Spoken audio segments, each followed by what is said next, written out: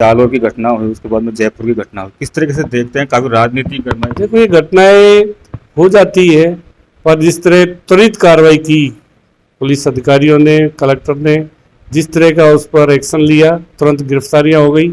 निश्चित रूप से माननीय मुख्यमंत्री जी ने कह दिया उसको कड़ी से कड़ी, ऐसे लोगों को कड़ी से कड़ी सजा। निश्चित रूप से आज देश में राजस्थान पहला राज्य है जहां पर लोगों को फ्री 10 लाख तक का इलाज फ्री मिल रहा है। और गंभीर बीमारी यदि किसी को है, उसके लिए भी माननीय मुख्यमंत्री जी ने कहा है, उसके लिए भी और भी 10 से भी ज़्यादा आवश्यकता हुई उसका भी इलाज कराएं।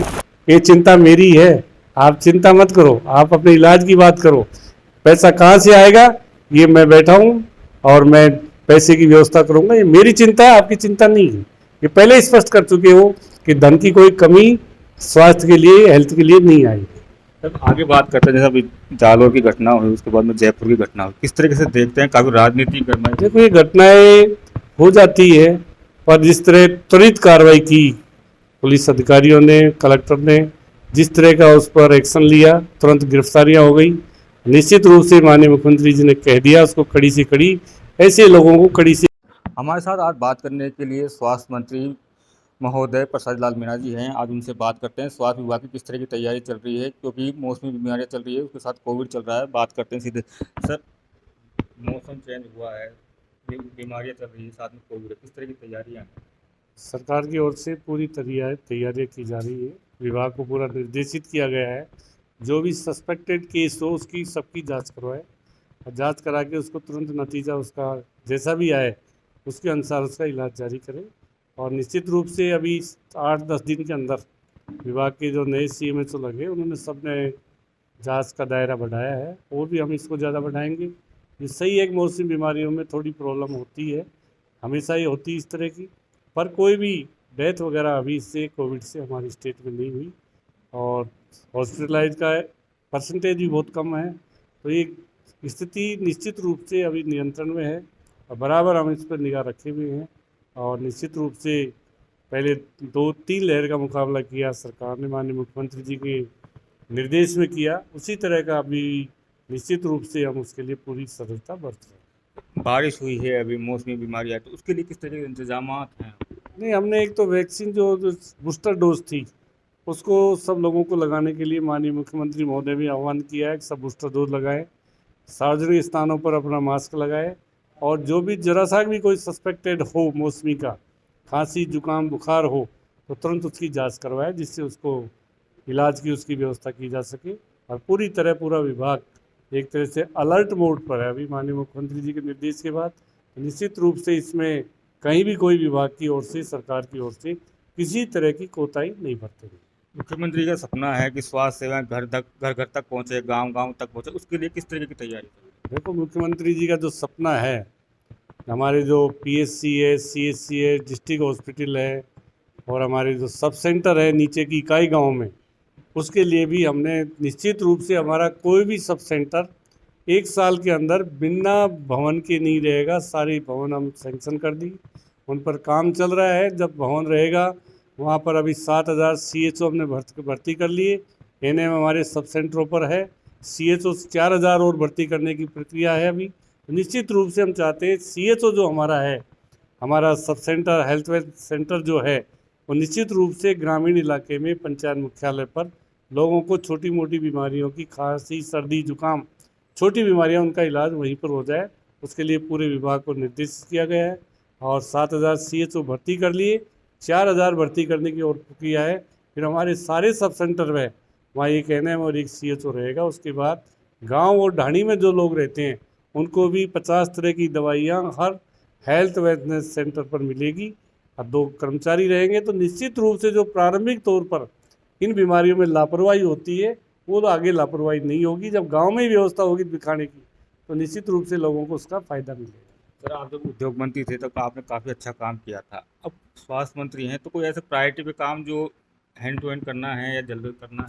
देखो, अभी हमारे माननीय मुख्यमंत्री ने बजट में जो घोषणाएं की थी, CSC PSC फ्री इलाज, फ्री जांच, पूरा इलाज फ्री, पूरा निरोगी राजस्थान का जो सपने की माननीय मुख्यमंत्री जी ने घोषणा की है, उसको साकार करने के लिए सारी जांच, सारी दवाइयाँ की हमने व्यवस्था कर दी। हमारे जो भी अगर दवाइयाँ सीएससी पीएससी अगर डिस्ट्रिक्ट हॉस्पिटल कोई दवाई अवेलेबल नहीं है, उसके लिए भी माननीय मुख्यमंत्री जी ने सबको एडवांस पैसा दे दिया। सीएससी से लेकर अपने डिस्ट्रिक्ट हॉस्पिटल तक, मेडिकल कॉलेज तक, तो किसी भी तरह की दवाई की कोई कमी ना रहे, जांच की कोई कमी ना रहे, उसके लिए पूरे विभाग को एक तरह से अलर्ट मोड पे है। कहीं कोई ये नहीं कहे कि मेरी बीमारी होगी, मेरी जांच नहीं की, मेरा इलाज नहीं किया, चाहे सरकारी में जाए चाहे प्राइवेट में जाए, सब तरह की सुविधाएं एक तरह से राजस्थान को मुख्यमंत्री ने मॉडल स्टेट के रूप में जो विकसित किया है।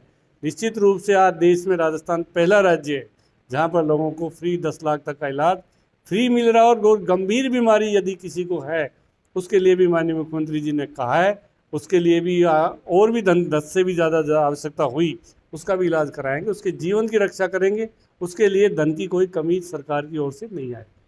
ये तो रही बात स्वास्थ्य विभाग की। राजनीति की बात करते हैं कि तो जो आपने बजट की बात की, मंत्री जी ने की, तो विपक्ष ये कहता है कि पैसा कहाँ से आएगा। देखो, ये पैसा माननीय मुख्यमंत्री जी ने जब ये बजट भाषण में कहा, उसके बाद विपक्ष ने सवाल उठाया था। माननीय कटारिया जी ने, राजेंद्र राठौड़ जी ने, उन्होंने कहा, मुख्यमंत्री जी ने हाउस में कहा, ये चिंता मेरी है, आप चिंता मत करो, आप अपने इलाज की बात करो, पैसा कहाँ से आएगा ये मैं बैठा हूँ और मैं पैसे की व्यवस्था करूँगा, ये मेरी चिंता है, आपकी चिंता नहीं है। ये पहले ही स्पष्ट कर चुके हो कि धन की कोई कमी स्वास्थ्य के लिए, हेल्थ के लिए नहीं आएगी। तब आगे बात करते हैं, जैसे अभी जालौर की घटना हुई, उसके बाद में जयपुर की घटना हुई, किस तरीके से देखते हैं, काफ़ी राजनीति करना है। देखो, ये घटनाएं हो जाती है, पर जिस तरह त्वरित कार्रवाई की पुलिस अधिकारियों ने, कलेक्टर ने, जिस तरह का उस पर एक्शन लिया, तुरंत गिरफ्तारियां हो गई। निश्चित रूप से माननीय मुख्यमंत्री जी ने कह दिया उसको कड़ी से कड़ी, ऐसे लोगों को कड़ी से कड़ी सज़ा मिले और उनके खिलाफ कार्रवाई हो और उनका स्पेशल कोर्ट में इनकी सुनवाई होकर जल्दी उनको सज़ा देंगे। पूरा मंत्रिमंडल वहाँ गया है और सारे अधिकारी उस पर निगाह है कि इस तरह की जो छुआछूत की, इस तरह की जो घटनाएं घटी, आगे कहीं भी प्रदेश में नहीं हो, पूरे देश में नहीं हो। ये माननीय मुख्यमंत्री जी ने कहा है, बीजेपी को भी कहा है कि आप ये धर्म की बात छोड़कर ये जो जाति जो जिस तरह का है, इसको मिटाने का काम करो। आप धर्म की आड़ लेके राजनीति मत करो। छुआछूत जो महात्मा गांधी जी ने सपना सोचा था देश को, उसको अपनाना चाहिए। तो निश्चित रूप से उसमें तुरंत कार्रवाई हुई है और उनकी तुरंत गिरफ्तारी हुई। लेकिन सर, उसके बावजूद भी जो जाति है वो जाति ही नहीं, ऐसा क्यों मानते हैं? जातियां हैं इस देश में, पुराने समय से है। तो निश्चित रूप से आज़ादी के बाद महात्मा गांधी जी के आह्वान पर तो जातियों का बहुत कम जगह पर, जहाँ सामंतशाही हावी है, वहाँ इस तरह की घटनाएं होती हैं। जहाँ सामंतशाही नहीं है, वहाँ पर इस तरह की घटनाएं नहीं होती है। इस सामंतशाही का प्रतीक है कि इस तरह की घटना घटी। तो हम आह्वान करते हैं कि सामंत जो भी इस तरह के लोग हैं, देश में सब एक समान है, सब को बराबर समझना चाहिए, इस तरह का भेदभाव नहीं करना चाहिए। और सरकार की ओर से अब कह दिया कि पहले जो भी स्कूलें हैं वो प्राइवेट स्कूल थी, अब प्राइवेट स्कूलों के साथ मान्यता के साथ भी हमको शर्त लगानी पड़ेगी।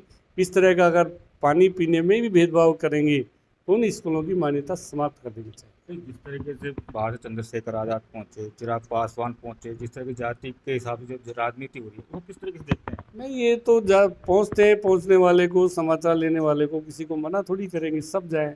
वहाँ के स्थानीय विधायक आज तक नहीं गए हैं। जोगेश्वर गर्ग जी जाके उस परिवार का समाचार नहीं लिया है। बीजेपी का कोई नेता नहीं पहुंचा है। इसका मतलब ये प्रायोजित थी, इस तरह की वहाँ घटनाएं घटती है। तो निश्चित रूप से ये बहुत गंभीर बात है। इस पर निश्चित रूप से सरकार इस पर, चाहे स्कूल हो, चाहे हॉस्पिटल हो, चाहे दूसरी संस्थाएं हो, और मंदिरों में भी जाने पर जो जिस तरह का सामंतशाही विरोध करती है, हम उसकी भी निंदा करते हैं। सर, आपने एक बार कहा था कि वसुंधरा बगैर बीजेपी शून्य है, तो आज भी आप मानते हैं? अगर वसुंधरा के बिना बीजेपी शून्य, पहले भी कहा था मैंने और आज भी कह रहा हूँ। वसुंधरा जी बीजेपी को यहाँ पर पहली बार क्लियर बहुमत की सरकार बनाई थी। पहले भैरव सिंह जी के टाइम भी कभी बहुमत नहीं मिला था। तो वसुंधरा जी का जो काम करने का तरीका है, फिर महिला है, निश्चित रूप से वसुंधरा जी के दिन भी लद गए अब। पर वो बीजेपी में अगर कोई नेता है तो अभी वसुंधरा जी है। लास्ट सवाल, अब की बार कुछ समय बचा है विधानसभा चुनाव में, जाति पे वोट होगा कि विकास पे वोट होगा या चेहरे पे वोट होगा? मुख्यमंत्री जी के विकास पर वोट होगा। जब इलाज फ्री मिल रहा है, बिजली फ्री मिल रही है, गेहूँ 1 रुपये किलो मिल रहा है, जिस तरह की सुविधाएं सरकार ने दी है, अगर जनता उस पर सोचेगी कि मुख्यमंत्री ने अच्छा काम किया है, हमारे भले का काम किया है, हमारे हित का काम किया है, तो निश्चित रूप से विकास पर और मुख्यमंत्री जी का जो विज़न है उस पर निश्चित रूप से जनता वोट डालेगी। बीजेपी तो वैसे ही बिखरी हुई है, बीजेपी एक मत है ही नहीं। तो निश्चित रूप से बीजेपी ने जो पिछले कुशासन था 5 साल, बीजेपी का जिस तरह का भ्रष्टाचार था, आईएएस ऑफिसर जेल में गई थी, कई गई थी, तो निश्चित रूप से हमारे समय ऐसी घटनाएं हुई नहीं। निश्चित रूप से बीजेपी धार्मिक भावना को भड़काकर, और ये धार्मिक भावना भी अब चलने वाली नहीं है, लोग विकास पर वोट दें। आपने कहा बीजेपी में फूट है, तो कांग्रेस में नहीं है? कांग्रेस एकजुट है, आपने देख लिया ना विधानसभा में सरकार जब अमित शाह गिरा रहे थे तो पूरी कांग्रेस एक नहीं हुई क्या? जब कांग्रेस एक है, सोनिया जी के आह्वान पर, राहुल जी के नेतृत्व में कांग्रेस एक है और एक रहेगी। इसमें कोई विकास का जो काम मुख्यमंत्री जी ने किया, और निश्चित रूप से कोई सोचता नहीं था कि मेरा इलाज फ्री हो जाएगा, मेरी जांच फ्री हो जाएगी, 10 लाख तक का इलाज फ्री। कोई सोचा था कि सपना था कि हमारा इलाज कैसे हो, गरीब आदमी सोचता था कि हमारा इलाज कैसे हो। वो सपना मुख्यमंत्री जी ने पूरा किया है। तो निश्चित रूप से मुख्यमंत्री जी के विज़न पर वोट डालेंगे और निश्चित रूप से कांग्रेस दोबारा सरकार बनाएगी। जी बिल्कुल, धन्यवाद बातचीत करने के लिए। तो ये थे हमारे साथ स्वास्थ्य मंत्री प्रसाद लाल मीणा, संदीप मीणा, दौसा, राजस्थान तक।